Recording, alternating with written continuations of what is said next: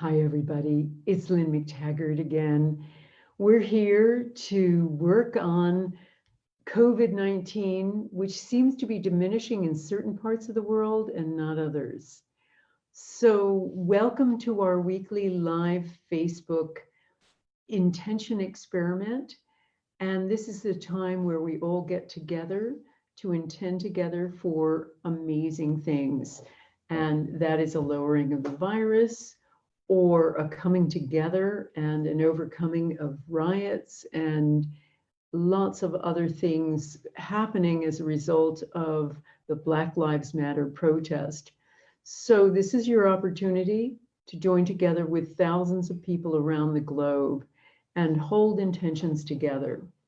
So I thought we'd go back to COVID-19 this week because we're seeing a number of upticks in the incidence of the virus in many places around the world, but particularly in America.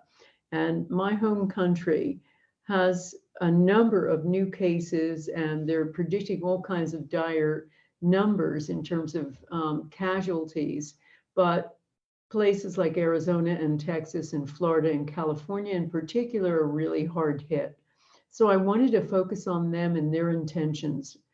But I also, before we do that, I want to talk to you about some information that we've just gathered in my magazine, What Doctors Don't Tell You. You probably may or may not know that I do a monthly magazine. I'm editor of a monthly magazine with my husband, Brian Hubbard, and we've been publishing for about 30 years. And we look at what works and what doesn't work in conventional and alternative medicine. And we are mainly looking for non-drug holistic solutions. But we do exhaustive research. We've got a team of researchers. We've got a copy editor with a PhD in and a specialty in the immune system, who scours every bit of research that we do in order to make sure that we are accurate. And I guess we're one of the few publications now in the world willing to take on the tough subjects. So for instance, with our July-August issue, I wanted to just let you know, you're probably not going to see this anywhere else. This is backward on Facebook probably, but it basically says in our cover story, will a COVID vaccine work? Because what's happening out there is that people are assuming a vaccine will work, but nobody is willing to ask the question. And from my view, as a longtime journalist, I think we have to ask the tough questions. Is this going to work? Of course, we all want a magic bullet, but is it going to work? That doesn't mean that we're against vaccination. It just means we're for safe medicine, and we're for asking the important questions that need to be asked. Is it going to be safe? Is it going to be effective? Is it going to do the job? So we've done a story about that, and it's really remarkable. I have to say that our journalist, Celeste McGovern, wrote probably the best story I've ever read about vaccination. And it was really delving into what the precedents were for this, what had happened. In many instances, it actually made the incidence of coronavirus worse, that there were other cases of these kinds of flu viruses, and that vaccines haven't been that effective.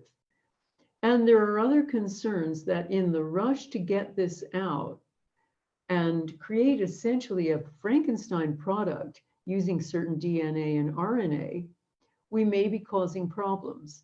But I really urge you to read it because it has a reasoned approach. It really looks at the facts. What do we know so far? And that's the dispassionate thing we need to do. The other thing I wanted to tell you about was some of the things besides vaccines, while we're waiting for drugs, while we're waiting for something else to help with this pandemic, there are other things that have been shown to be very, very effective. And I've talked before, but it looks like there's more and more evidence examining the role of vitamin D, that vitamin D, low levels of vitamin D may predispose us to greater dangers with this virus, and that making sure you've got enough vitamin D, not just by sitting out in the sun, but also taking supplements. You know, a really great one is just good old cod liver oil. That's really essential. Another one that's coming to the fore is a supplement called NAC. And what it does is it helps to make glutathione in the body, which is a virus fighter and a virus killer. That's really essential, and you can get that as supplements. Besides that, vitamin A, really important for respiratory diseases. Selenium, really important. Zinc, magnesium, and of course, copious amounts of vitamin C. All of these are really important virus fighters, really necessary at the moment.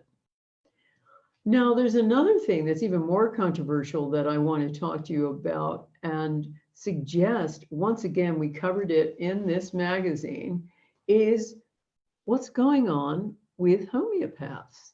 That there are a number of homeopaths who have got together and actually done studies looking at certain kinds of homeopathic preparations and their ability to fight epidemics, in particular COVID-19. And they are having some really interesting preliminary success. Now, that probably, if you don't know much about homeopathy, probably violates everything you think about how the world works. How can something so diluted be powerful?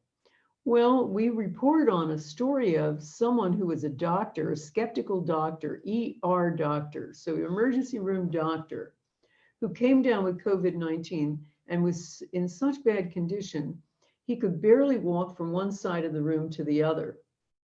And only because he had a friend who was a homeopath did he allow her to prescribe for him some homeopathic preparations. And he took them and felt better within hours. She gave him something else within a few days when symptoms started returning, and he became completely well and back to work in 6 days. Now, that was astonishing enough, but they found when a number of homeopaths got together and started doing studies of patients using certain kinds of homeopathic preparations, that they had astounding success in a vast majority of cases. So this is not something that the Centers for Disease Control will ever look at, that other things like the FDA will ever give credibility to, but there's some really interesting new evidence and it should be explored. And while the preparations work best when they're highly individualistic and tailored to individual patients, there's some interesting specific ones that are seeming to be helpful. So I urge you to have a look at that story too. Now, before we get into our intention, when people want to know how come homeopathy works, how could water, plain water, something so diluted that there's not one bit of the original molecule left in this dilution, how could that actually work? Because in homeopathy, what they do is they will take a drop of an original solution and add it to lots of water. And then they'll take a drop of that and add that to lots of water. And they keep doing that and also shaking it in between. And until basically none of the original is left. So how can that actually work?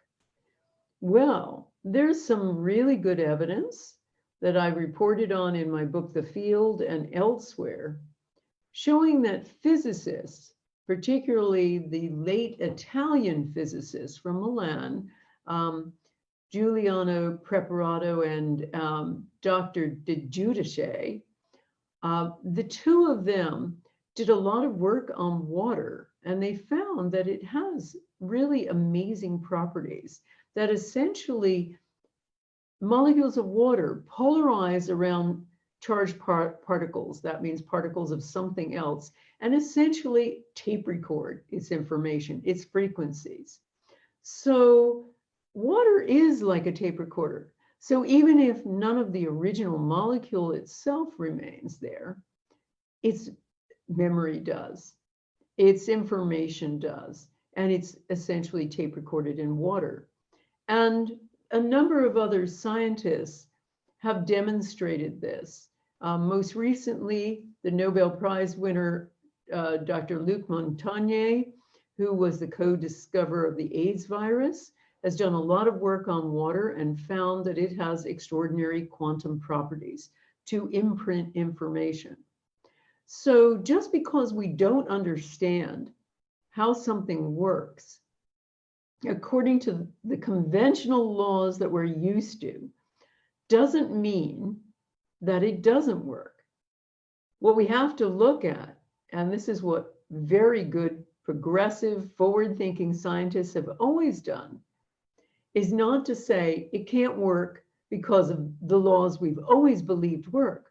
But if something is a round peg into a square hole or a square peg into a round hole, if it doesn't fit the paradigm, maybe it's the paradigm that's wrong.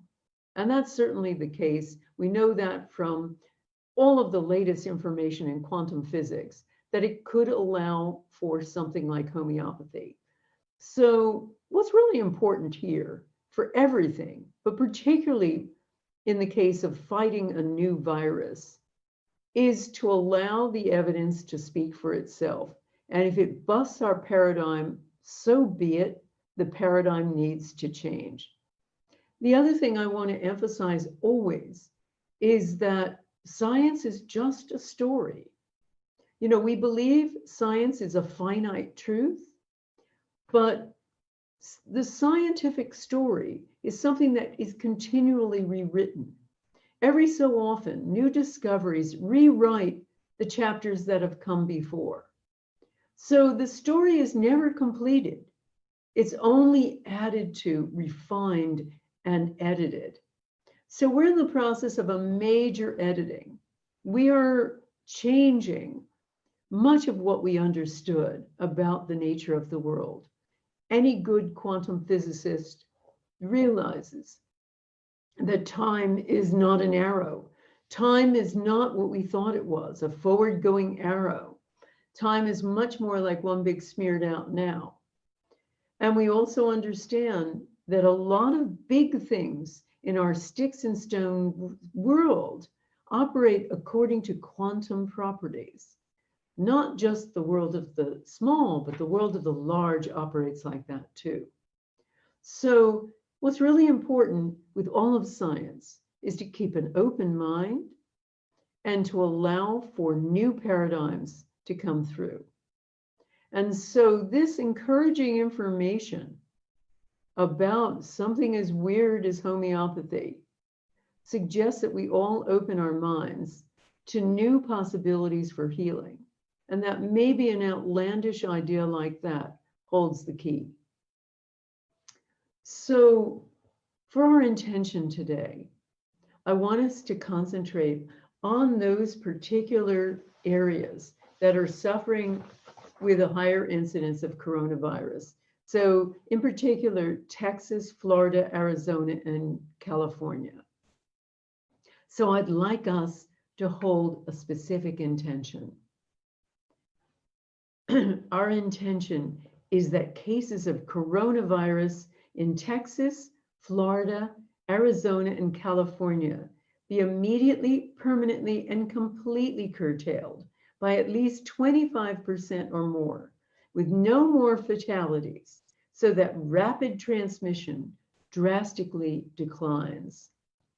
So let's hold on to that intention while we take a deep inhale and a deep exhale.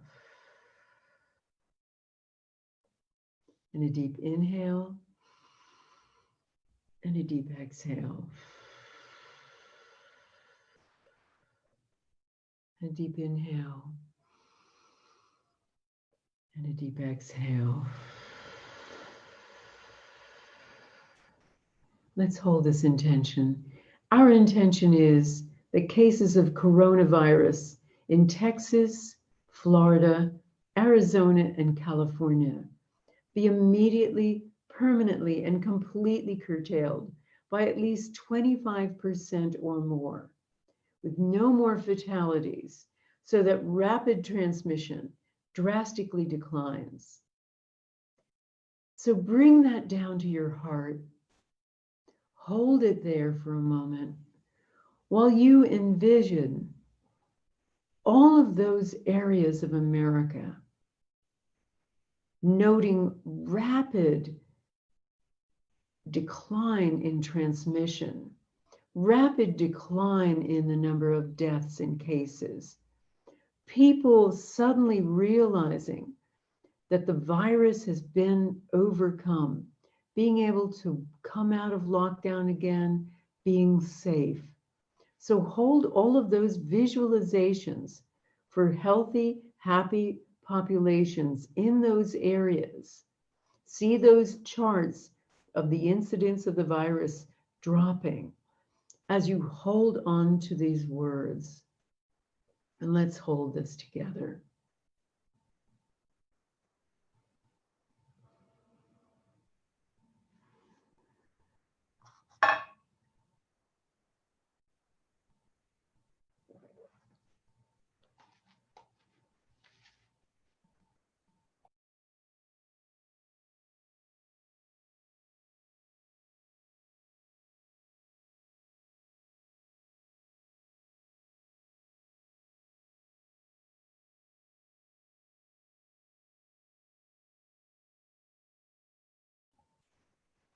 And see the incidence of the virus, the number of cases dropping drastically in America. See the virus being overcome. See herd immunity being reached in all of these areas and more. Hold on to that 25% or more. And why that? Because we're giving the universe a figure to focus on, which always works better. And the universe almost always responds with a more generous figure. So hold on to that thought, hold on to that intention. Our intention is that cases of coronavirus in Texas, Florida, Arizona, and California be immediately, permanently, and completely curtailed by at least 25% or more, with no more fatalities, so that rapid transmission drastically declines.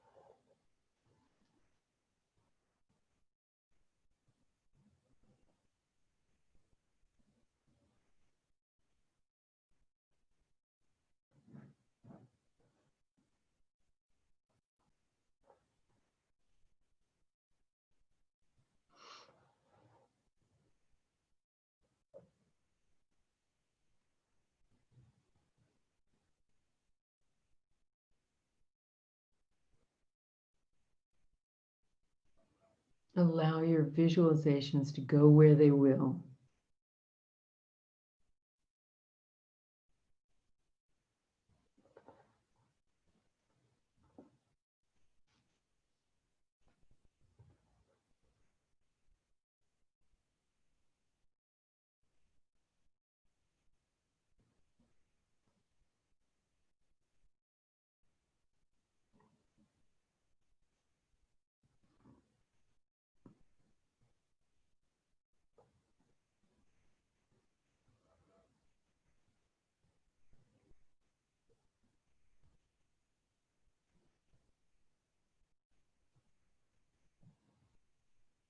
Feel the energy of all the thousands of people who are on this call now and will be on this call later.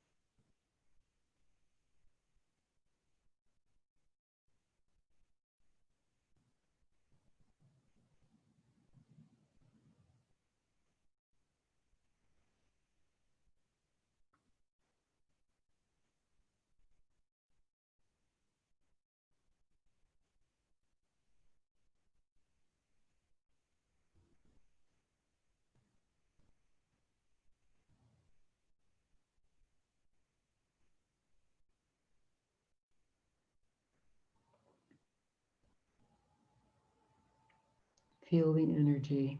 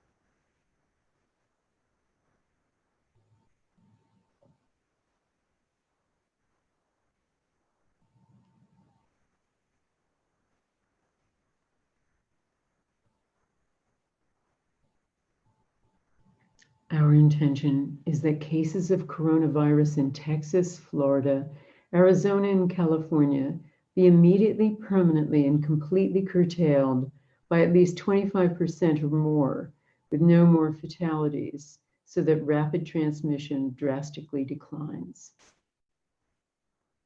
Just one last boost. See the incidence of the virus flattening in those areas.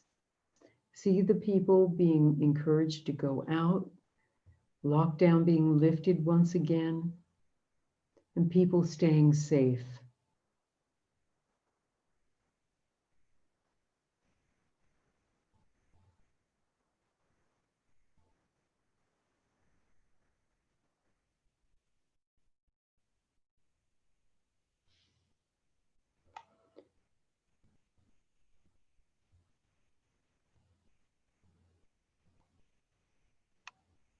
And see all the visions that come to you. Feel free to write them down at the end of this intention about staying safe during lockdown and using some of the lessons we've learned to move forward.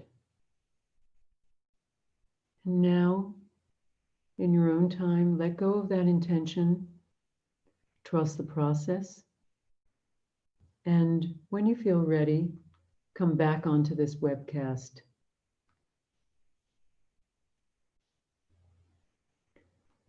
So give yourself a stretch and a shake, and feel free to write down what happened to you during that intention experiment. Write down how you're feeling now. And I want to encourage you not to go forward after this call with any more irrational fear about this virus. Yes, the virus is among us, and yes, it can do terrible damage to certain vulnerable people. But yes, there are also a number of natural substances that are very good and very effective in helping to mitigate any kind of symptoms, if not treat it. So I encourage you to find out about those things.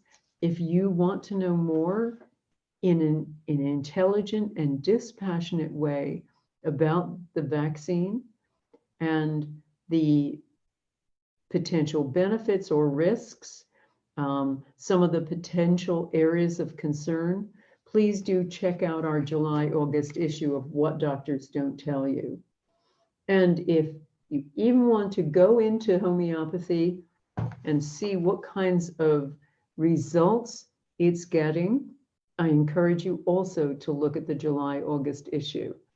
And I think what's really important with a new kind of illness and with any kind of illness is that we open our minds to the impossible, because so often the impossible, which was today's impossibility, is tomorrow's certainty. Thank you very much. I look forward to seeing you next week. Take care. Bye.